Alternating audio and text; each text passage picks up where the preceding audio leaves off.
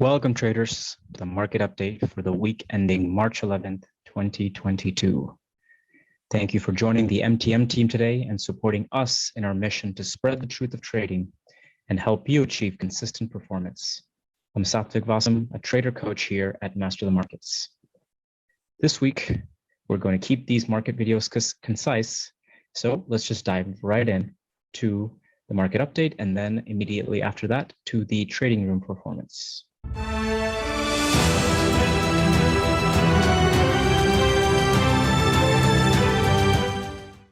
All right, starting with Euro USD.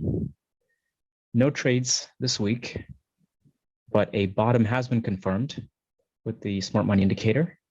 So we're going to be looking out for any opportunities coming up next week. Good OE to the upside. Next, moving to the dollar franc. The dollar franc, we took a trade this week and we closed it for a 0.5% profit going long. Otherwise, dollar franc has been pretty range bound going back a few months. Next, pound dollar. The pound dollar had a confirmed top in mid-February, and we're exploring lower lows here. No trade as of yet for pound dollar, at least on our regular trading rooms. In our intraday rooms, the pound dollar has been doing very well. If you're enjoying this video, go ahead and smash that like icon. If you haven't joined our channel yet, click on the subscribe button and hit the bell icon so that you get notifications immediately when we post up quality content like this, and especially to get our live trading updates sent directly to your phone. Next, moving to the dollar yen. Dollar yen had a confirmed bottom in late February, and since then it's been on the tear. Strong move to the upside through these two supply zones that you see here. And we're reaching prices that have not been seen since November 2016. So over 5 years now that the dollar yen has been setting new highs now for. Next, moving to the Aussie dollar. We have been steadily marching up since the end of January. Good OE to both sides, actually, but no trade as of yet, this week at least, for the Aussie dollar. Next, moving to the euro yen. The euro yen had a strong bounce after testing the supply zone from November of 2020. And there's good OE on both sides, but no trade as of yet for the euro yen. Next, moving to FTSE. We backed off from the all-time highs in February up here, but we also had a strong bounce here. And it's looking like we might have some good opportunities setting up. Good OE on both sides, but no trades as of yet for FTSE. For those of you who are unsure of any of the terminology or the concepts in this video, watch our free Trader Starter Pack 5-day video course as shown in Empire Cinema.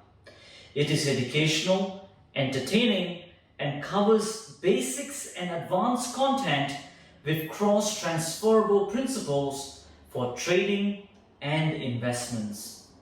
It pertains to both beginners and intermediate traders, all dedicated towards helping you achieve consistent performance. Go ahead and register for it on the link below. Next, moving to the Dow Jones. We are in a established trend breakout to the downside. You see a high, a low, lower high, lower low, lower high still, and we're looking to see if there's a lower low that's confirmed here, which would signal that we would be in a bounce.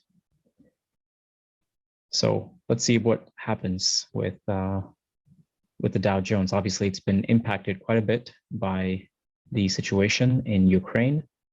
So let's see how it goes the next few weeks. Moving to coffee now. We backed off from the highs that we set, highs that we hadn't seen for over 10 years in coffee. We still found good support even after we backed off. Good support from late last year. Good OE on both sides. Interesting to see what coffee will do. Next, moving to oil. Obviously, lots of volatility since the war in Ukraine started. And these prices have not been seen since May of 2014. So very volatile time for commodities, especially oil. Moving to gold, also lots of volatility. It has retraced a bit since breaking through 2060, and it's now back below 2000, but it might just stay there for a little bit. But again, good OE to both sides now. But again, lots of volatility, so it's going to be very important for us to have good risk management if we are trading these highly volatile instruments now. Silver, similar to gold, it's been on an uptrend and a little bit more volatile since the war started, but it's actually an instrument that we'd be taking a closer look at, because we might not need to have wider stops like we do with gold, with silver. So interesting to see what will happen with both gold and silver coming up. So that's it for the market update for this week. Let's pull up the trading room performance for our live trade room and the MTM Elite room. No trades on the MTM Elite room. They're flat. And for the live trade room, we only had one trade that we closed, and that was for the Cash In 4.0 one-day exit strategy. We closed a trade, the dollar franc trade, going long for a 0.5% gain. So overall, for both trade rooms, we were up for 0.5%, excuse me. So that's it. I hope you were able to take that trade with us and see how consistent execution really leads to long-term results. Right. Well, if you haven't already, please remember to take our quiz to get a better understanding of our trading personality type. We'll include a link in the description below. And as always, we'd love to talk to you to see how we can help you reach your trading and financial goals more effectively. Thank you all for tuning in. And remember, traders, as we say here at Master the Markets, stay disciplined, follow your trading plan, and keep trading like a master.